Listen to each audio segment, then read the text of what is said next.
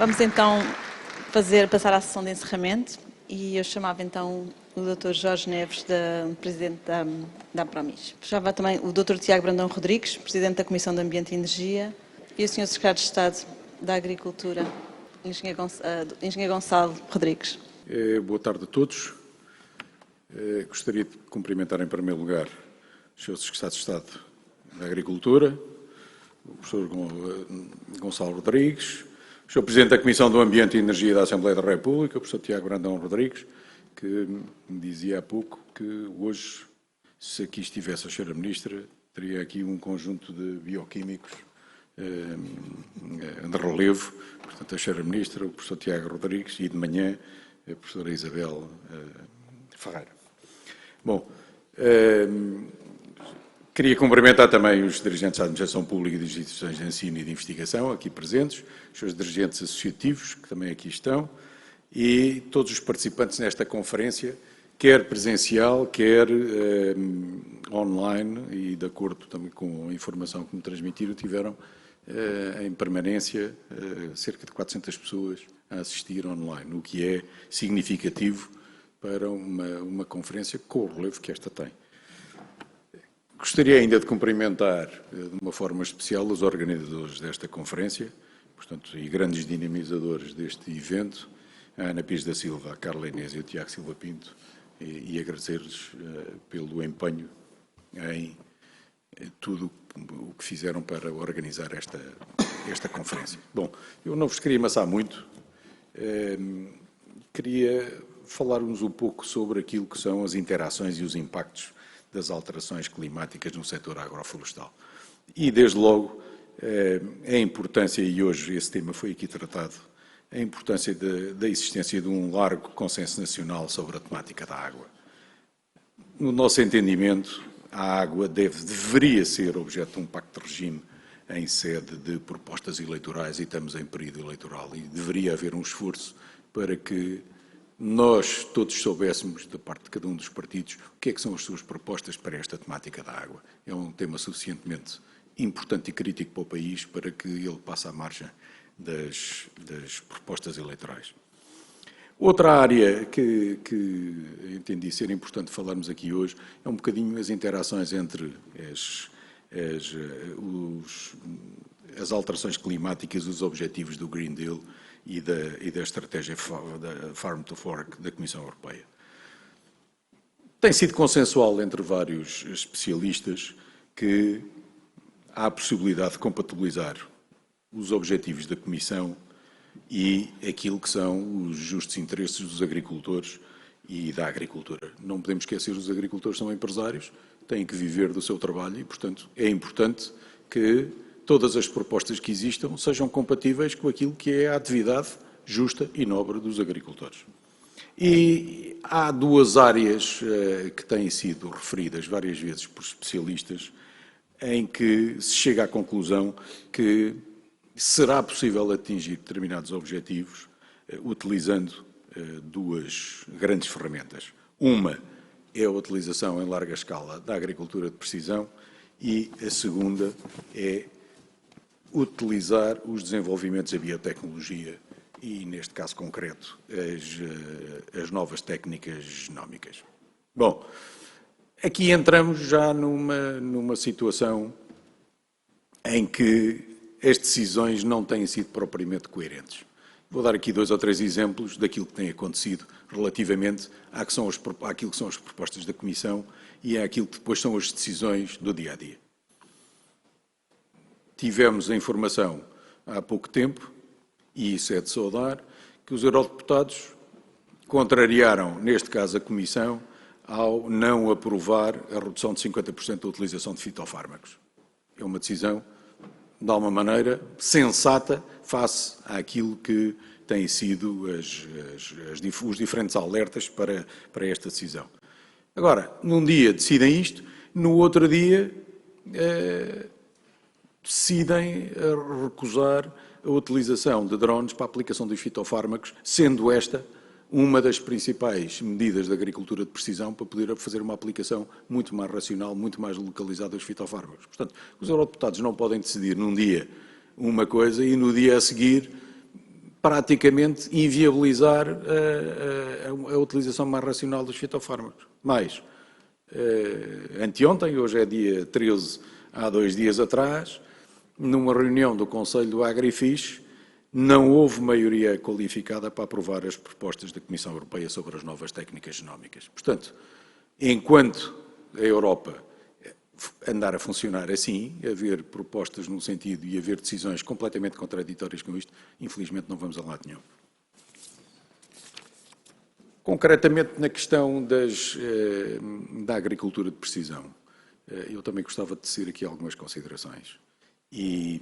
a primeira de todas é, obviamente, congratular-me com aquilo que foi a aprovação em sede do Orçamento de Estado para 2024 de uma dotação orçamental para um Programa Nacional de Apoio à Agricultura de Precisão. Ótima iniciativa, parabéns pela decisão. Agora, a questão não é propriamente esta em termos daquilo que é a orientação do Governo para esta temática da agricultura de precisão. E vou explicar aqui o porquê. Em 2020, em sede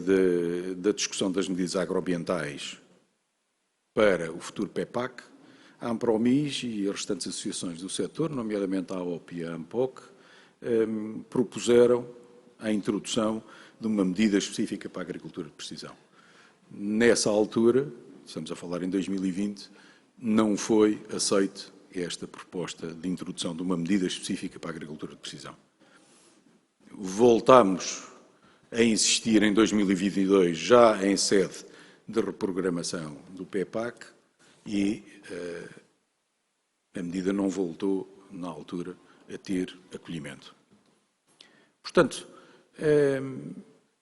não queremos pôr aqui em causa aquilo que é a legitimidade de quem propôs esta alteração orçamental no Orçamento de Estado, e concretamente o seu deputado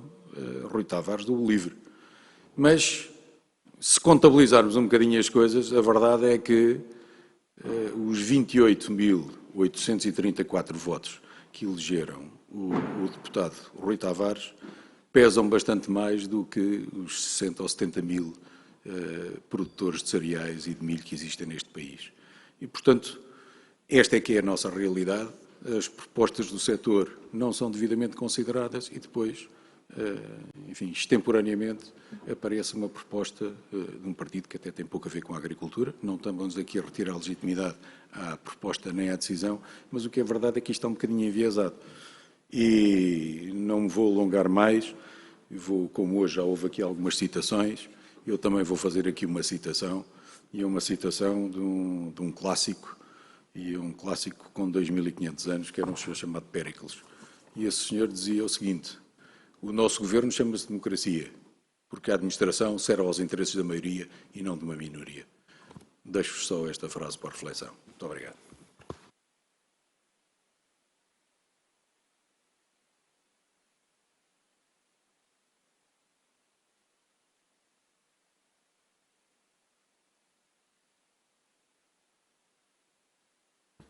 Agora sim.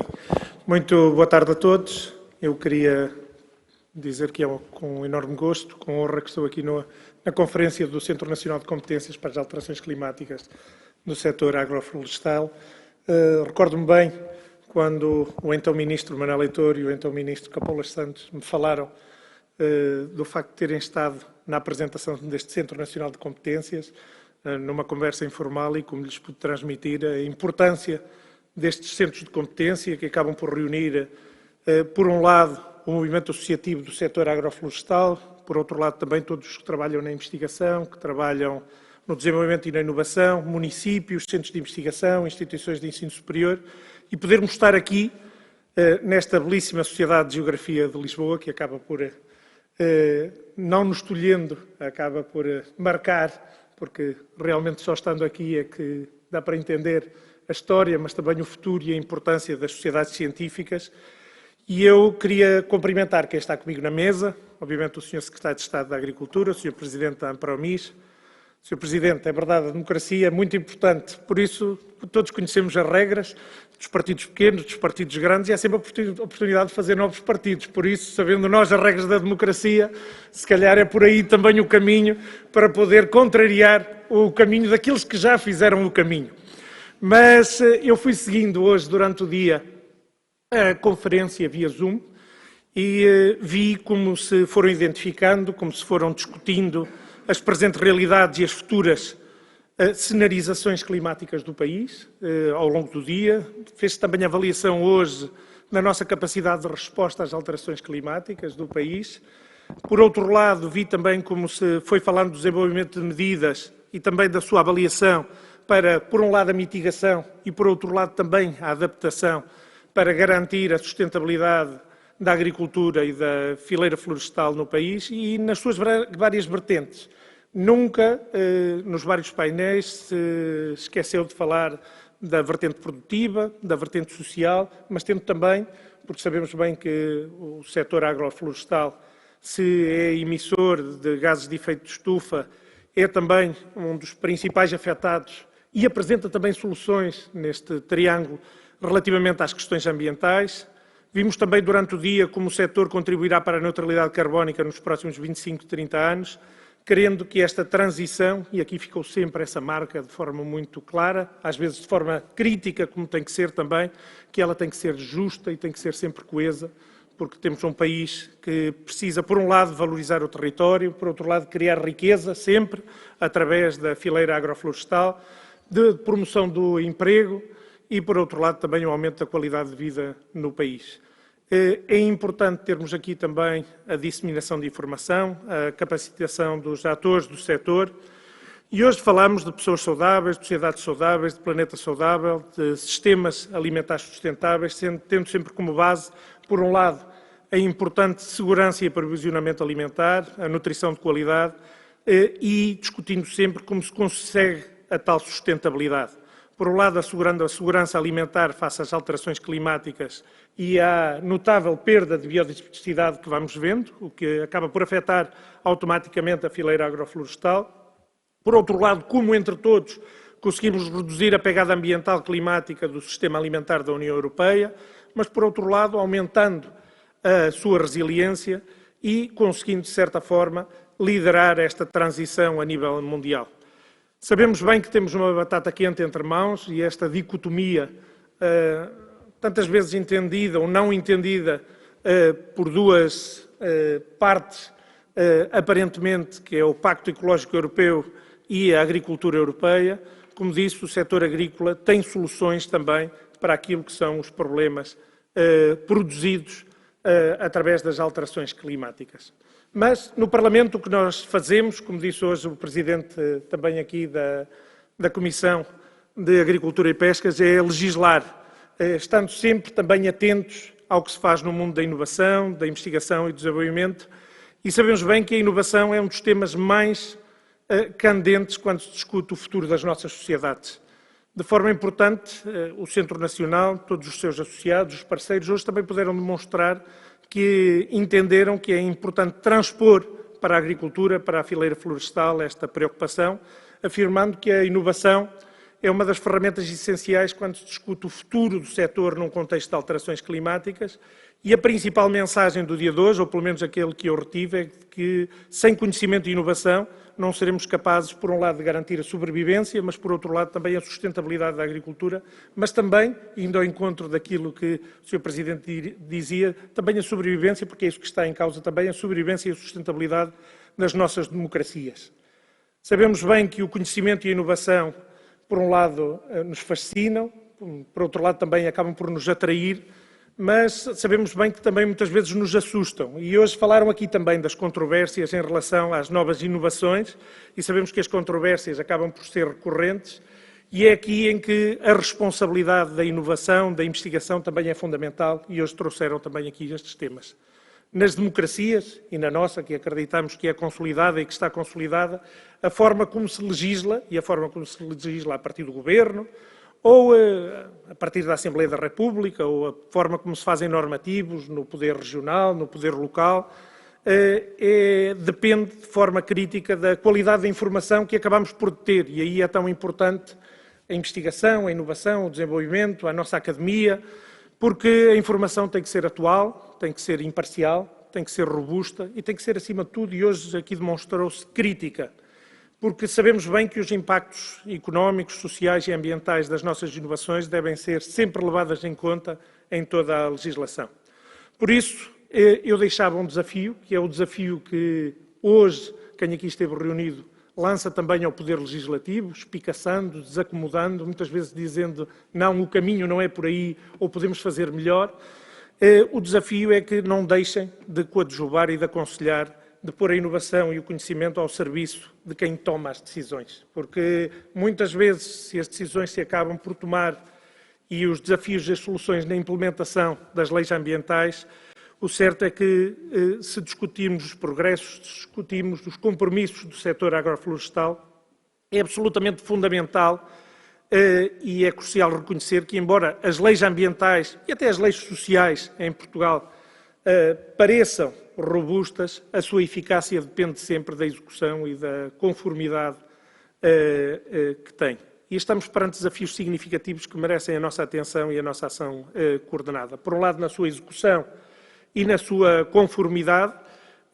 Sabemos bem, como eu disse, que por muito que as leis sejam robustas, a sua execução pode ser um desafio e necessitamos de recursos adequados e mecanismos eficientes para garantir que as empresas, que os indivíduos cumpram as regulamentações ambientais e sociais e, por outro lado, reforçar os organismos de execução, investir nas tecnologias e na monitorização e poder implementar também penalidades eficazes. E isto são sempre passos fundamentais para aumentar o impacto positivo das leis que existem, para elas não serem e não estarem só no papel. Por outro lado, a integração das políticas. Tantas e tantas vezes a falta de coordenação entre diferentes áreas pode resultar em políticas que não se alinham perfeitamente e, por isso, quem tutela as áreas da ciência, da investigação, quem tutela as questões da literacia básica e da nossa literacia para o ambiente e da literacia também para o consumo e da importância da fileira agroflorestal para a nossa sobrevivência, para aquilo que é a sociedade como nós a quisemos construir e continuamos a querer construir, é importante que exista articulação também com quem tenha a tutela da agricultura, mas também a tutela do ambiente. E urge implementar uma abordagem mais integrada, considerando a interconexão destas dimensões. Hoje falou-se muito aqui da dimensão económica, da dimensão social, mas obviamente também a dimensão ambiental, porque se não tomarmos conta dela, ela acabará por afetar necessariamente a dimensão social e a dimensão económica. E por muito que fujamos, a nossa geração até pode fugir, as seguintes acabarão por levar com todas as nossas irresponsabilidades e sabemos-lo bem, também isso foi dito aqui, e por isso é importante fortalecer a eficácia das políticas, mas também garantir este equilíbrio necessário, tão difícil nestas várias dicotomias. Por outro lado, algo que hoje está aqui a acontecer, e muito provavelmente tiveram a oportunidade de ver aquilo que eu vi, enquanto estavam aqui reunidas umas centenas de pessoas, tínhamos muitas centenas de pessoas a seguir ao vivo e em direto através das redes sociais. E o facto de poder ficar essa informação para que outros, aqui nos países de expressão portuguesa, ou até aqueles que utilizam a inteligência artificial para pôr legendas em mandarim, italiano ou urdu, poderem ver o que é que se faz em Portugal de importante, poderem transpor ou trazerem e comunicarem com os parceiros cientistas ou com as associações congêneres sobre as preocupações que são deles, que acabam por ser as nossas, porque esta consciencialização pública e a participação é absolutamente fundamental para todos. E hoje tiveram aqui este arrojo, esta audácia. Muitas vezes os setores acabam por ficar enclausurados neles próprios, não se abrem, e isso paga uma fatura inevitavelmente demasiado dura, porque se não divulgarmos, se não fomentarmos a participação pública em processos de tomada de decisão, que são estratégicos, basicamente entendemos que as nossas comunidades, aqueles que trabalham no campo, aqueles que vivem no mundo rural, mas de forma importante, aqueles que não vivem no mundo rural, mas que têm as suas raízes, ou aqueles que até estão muito distantes do mundo rural, mas nem sabem eles o quão fundamental é o mundo rural para o seu dia-a-dia, para se alimentarem, para viverem, para terem qualidade de vida, e é importante que cada uma das peças deste puzzle entenda verdadeiramente. Fazermos barreiras, fazermos barricadas, fazermos trincheiras é enclausurar-nos naqueles que são iguais a nós e automaticamente não convivermos com uma sociedade que é plural, que pensa de formas diferentes, e é fundamental chegarmos ao outro, reconhecermos no outro e, se porventura não me estou a fazer entender, trocar por miúdos e poder chegar ao outro, da mesma forma que o outro certamente terá uma perspectiva que será fundamental para nós, para podermos construir esta realidade em que queremos que seja mais informada, que seja mais envolvida e termos aqui uma base sólida para a implementação bem-sucedida das leis, mas acima de tudo de uma sociedade que é sempre periclitante, mas acima de tudo tem que ser bem construída. Depois, os incentivos para a sustentabilidade. Hoje falou-se muito aqui do incentivo para a adoção de práticas sustentáveis como sendo um ponto crítico, que não existem fundos, que não existe muitas vezes a consciencialização para trabalharmos em conjunto. Esses incentivos têm que ser positivos e fala-se muitas vezes daquilo que são as isenções fiscais, das práticas sustentáveis ou os subsídios, mas também tem a ver com a forma como chegamos, por exemplo, à academia, como chegamos às escolas, como chegamos às várias facetas da nossa sociedade e, obviamente, não o podemos fazer sozinhos. Falei do mundo lusófono, poderia falar do mundo ibero-americano, da União Europeia, porque, independentemente dos blocos de que falarmos, a cooperação internacional é fundamental. Porque os polinizadores, ao contrário dos homens, não conhecem fronteiras, porque, felizmente para uns, infelizmente para outros, vivemos em blocos políticos que acabam por, de certa forma, traçar o nosso futuro, e é neles que vivemos e é neles que nos temos que condicionar. Por isso não podemos esquecer que os desafios ambientais acabam por transcender as fronteiras nacionais e a cooperação internacional é absolutamente imperativa. Também naquilo que é o produto da agricultura, da fileira florestal, e colaborar com países vizinhos e participar em iniciativas globais irá contribuir, de certa forma, significativamente para aqueles que são os objetivos locais, mas os objetivos globais da fileira agroflorestal, mas também da sustentabilidade ambiental. E, por último, 2 pontos que hoje se falaram muito aqui. Por um lado, o planeamento. Queixámos-nos muito da falta de planeamento, entendemos que hoje há muito mais planeamento do que houve ontem e que, de certa forma, o temos que fazer a longo prazo e sempre com estabilidade. Vivendo em ciclos políticos, sabemos que nem sempre temos essa estabilidade. Cabe ao setor, cabe à academia, independentemente dos ciclos políticos, fazer as redes que possam ser robustas para lá da instabilidade político-partidária e, por isso, é importante encontrar no Parlamento, nos partidos, em quem governa, mas também nos municípios, na academia e nas associações do setor, para que se possam construir as tais políticas consistentes de longo prazo e que possam incorporar as metas, quer seja para a fileira agroflorestal, mas também para a sustentabilidade nos planos nacionais de desenvolvimento, porque são muito importantes para os indivíduos, para as famílias, mas acima de tudo para as empresas, a tal previsibilidade. E por último, o que está aqui a acontecer hoje, o desenvolvimento de capacidades, a capacitação. Fala-se tão pouco, mas sabemos que é tão importante enfrentarmos o desafio da falta de capacitação de alguns setores. Não nos podemos enganar, estamos muito melhor do que ontem, mas ainda nos falta muito. E precisamos de capacitar as pessoas que trabalham no setor, mas aquelas que não trabalham no setor e, como dizia há pouco, que têm que entender o setor para entender as suas vicissitudes, os seus desafios, as suas preocupações, porque só assim, empaticamente, é que podem também elas identificar-se com os problemas dos vários setores, por meio de programas de formação, por meio de partilhas de conhecimento e transferência de tecnologia, como hoje está aqui a acontecer, mas também capacitar os tais intervenientes para adotarem e implementarem soluções que queremos todos que sejam sustentáveis. Este é um conjunto de desafios que eu fui burilando hoje ao longo do dia, mas é crucial envolver o que hoje aqui temos. Por um lado, os organismos governamentais, as empresas, a sociedade civil, o público em geral, para superar estas lacunas e poder impulsionar, de certa forma, esta transição que disse que queríamos que fosse coesa, justa, mas, acima de tudo, eficaz e equilibrada. Por isso, temos que nos monitorizar uns aos outros, no melhor sentido da palavra, fazermos avaliações regulares e ajustarmos as políticas, irmos ajustando as políticas, porque são vitais para adotar as nossas estratégias às circunstâncias em evolução e os novos conhecimentos também. Vimos hoje aqui, e eu que venho do mundo da investigação, que todos os dias tenho saudades da bata,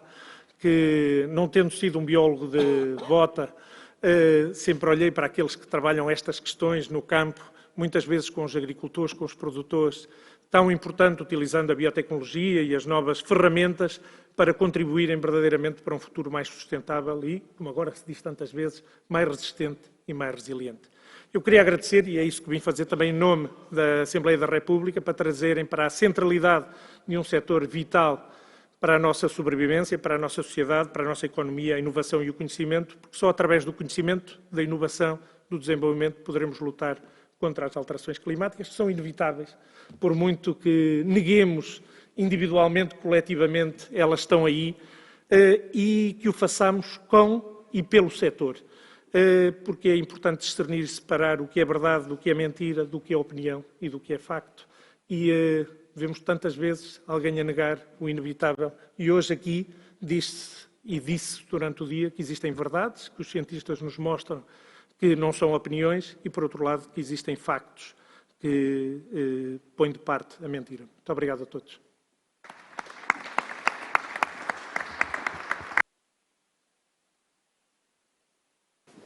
Bem, boa tarde a todas e a todos. Antes de mais, só cumprimentar o Sr. Presidente da AMPROMIS, Jorge Neves, cumprimentar o Presidente da Comissão de Ambiente e Energia, Tiago Brandão Rodrigues, e nós cumprimentar os demais presentes e agradecer o convite. Agradecer o convite em meu nome, em nome da Sra. Ministra, que por motivos de agenda não pôde estar presente, mas um agradecimento principal por aquilo que foi o dia de hoje. Porque falar depois do Tiago e da forma tão integradora como ele expôs a sua visão relativamente a estes problemas, mostra que, efetivamente, é isto que é o mote e é isto que tem que ser os objetivos de um centro de competências. Transferir o conhecimento, lançar o debate, colocar à discussão e à disposição de quem precisa de expor os seus problemas e de encontrar soluções, aquilo que efetivamente nos afronta, aquilo que são as preocupações, deixar de alguma forma de lado os preconceitos, assumindo como base, e como o Tiago referiu e bem, que apesar das vozes que porventura ainda permanecem ou insistem em insistir de que as alterações climáticas não passam de um mito, mas basta olhar para lá para fora e ver temperaturas de 20 graus em pleno dezembro, que se calhar alguma coisa está efetivamente diferente, mas é para isso que nós precisamos destes agregadores. O Centro de Competências para as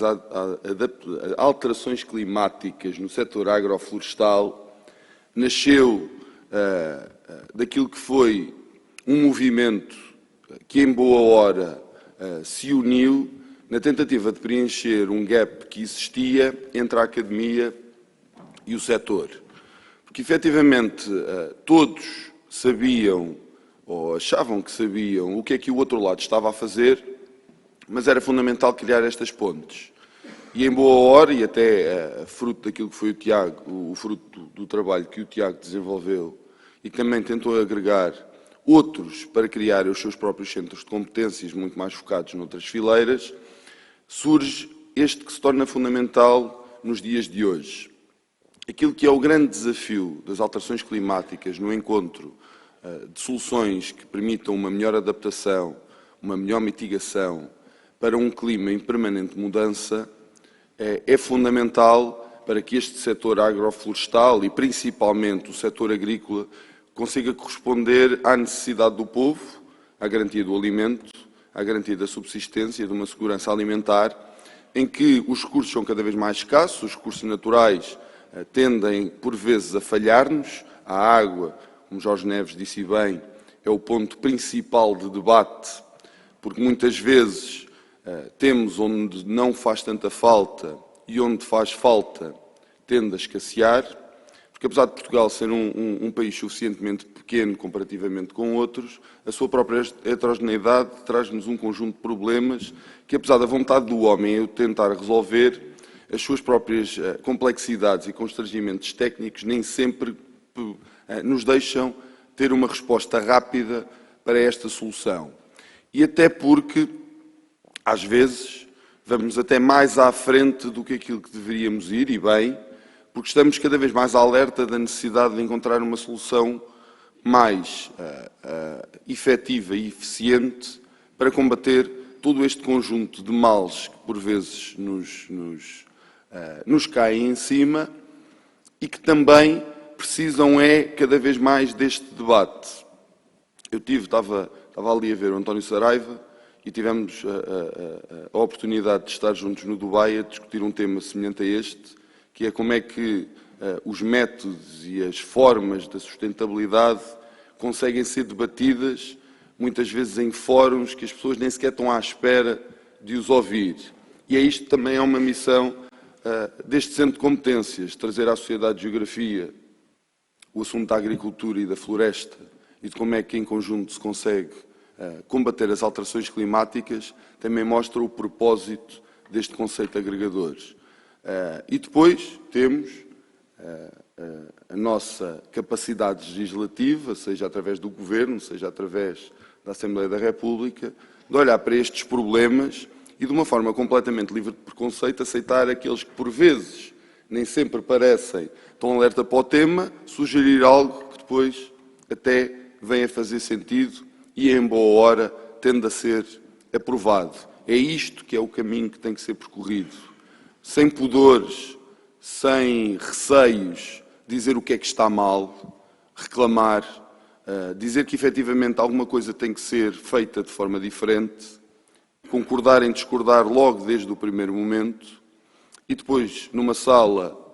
como esta, tão bela e marcante, também permitir o debate e sair daqui com notas que nos permitam, em conjunto, ser cada vez melhores. É isso que depois nos permite a nós, quem está do lado da definição da política pública, também perceber o que é que ainda falta fazer, reprogramar aquilo que possa ser reprogramado, alterar aquilo que porventura precise de ser modificado para dar resposta àquilo que são as evidentes necessidades de um setor em crescimento, fundamental à nossa economia, fundamental à nossa subsistência, fundamental àquilo que é a nossa sobrevivência enquanto homem na face do nosso planeta. E nada se faz sem isto, sem perceber que todos nós podemos estar errados, todos nós podemos cometer erros, mas de uma maneira ou de outra, juntos somos mais fortes e conseguiremos com certeza alcançar aquilo que são os nossos objetivos e garantir obrigatoriamente uma subsistência global, uma sustentabilidade, seja ela ambiental, económica ou social, mas obrigatoriamente dar resposta e criar cada vez mais alavancagem para um futuro incerto, mas que de certeza, e isso arrisco-me a dizer, não nos será de todo favorável, mas para isso é que cá estamos, enquanto conjunto, para encontrar soluções. Um bem-aja, obrigado por realizarem esta conferência, que seja a primeira de muitas desta dimensão, porque ter mais de 600, 700 pessoas entre presencial e online, por si só já é marcante e é notório aquilo que é a preocupação do conjunto. O dia foi longo, agora esperemos pelos resultados e que eles se materializem então em soluções inovadoras e otimizadas para este nosso setor que nos é tão querido, mas que também é fundamental. Muito obrigado.